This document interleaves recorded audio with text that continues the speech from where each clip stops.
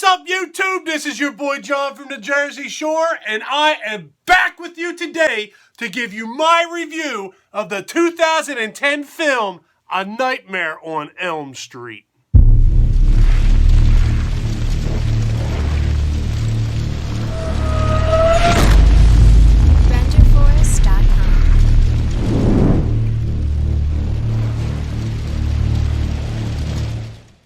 A Nightmare on Elm Street was written by Wesley Strick and Eric Heiser. It was directed by Samuel Bayer, starring Kyle Gallner, Rooney Mara, and Jackie Earle Haley as Freddy Krueger. His head is way too small. It's remake time, kids! Why are you screaming? I haven't even cut you yet.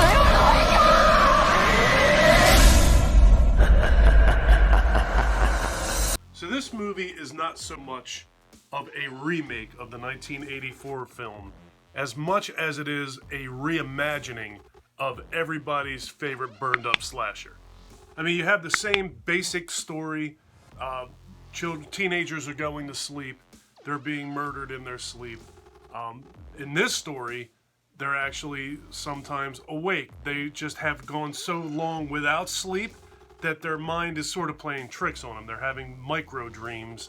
70-hour mark, the insomniac will begin to experience micro naps. Means you're dreaming, but you don't know it. Even if you're awake.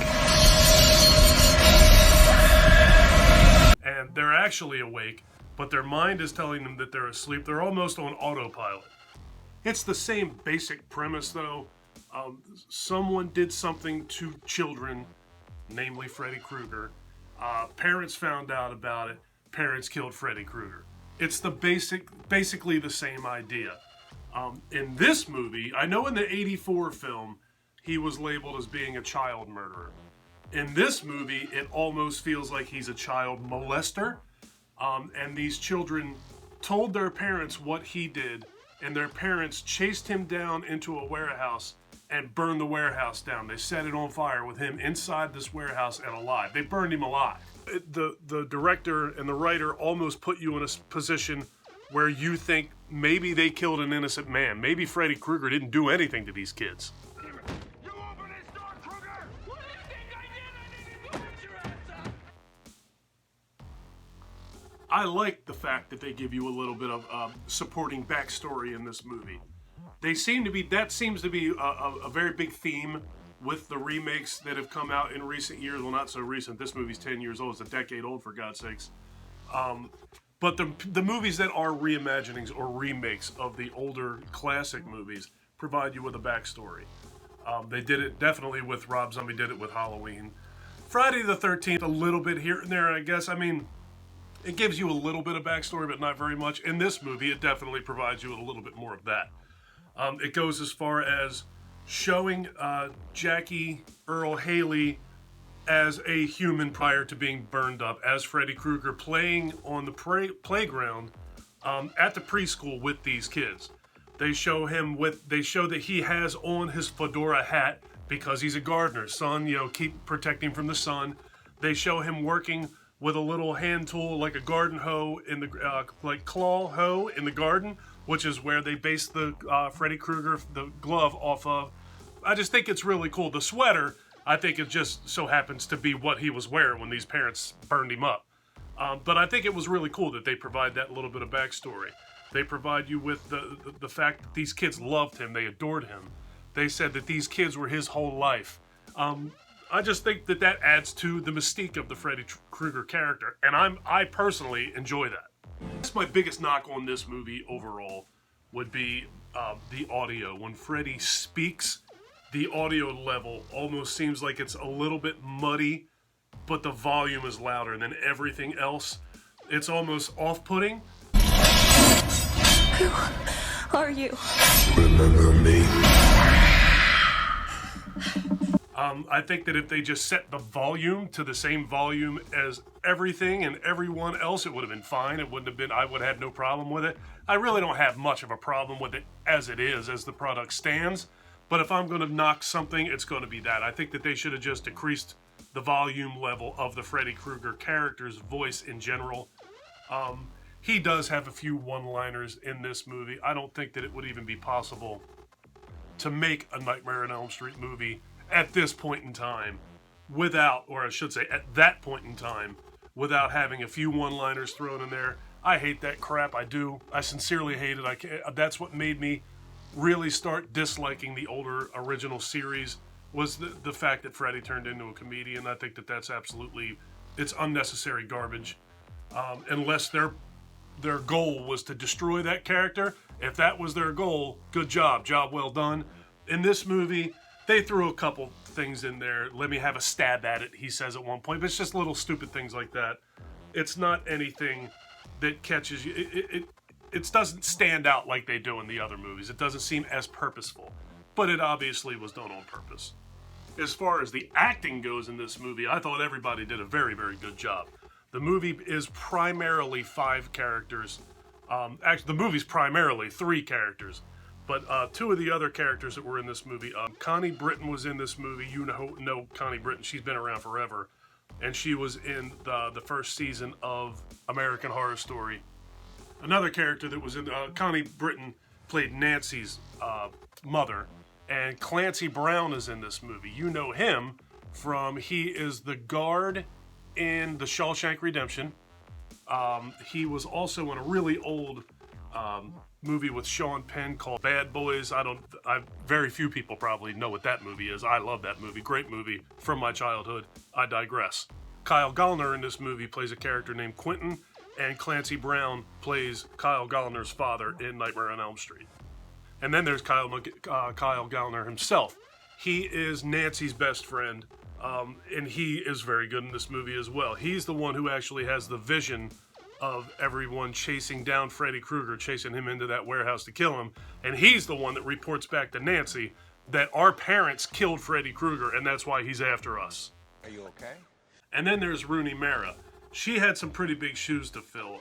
When people think of the Nightmare on Elm Street series, obviously the first thing they think of is Robert Englund and Freddy Krueger. Next to that, I would have to say that it's got to be Nancy, Heather Langenkamp's character that she played. She was Nancy in Part 1, Part 3, and Part 7. She was fantastic in those movies. And Rooney Mara stepped up to the plate. She did an outstanding job in this movie. She's very convincing as Nancy. It's definitely a different take on Nancy. It's a different spin. But she stood out in this movie as portraying that character very well. The sets in this movie were also amazing. You spend a lot of time in the dark. You're spending a lot of time in the dark classrooms, in dark bedrooms, in dark boiler rooms, in dark warehouses. So the element of light in this movie stood out. I always talk about light in these videos, the lighting department.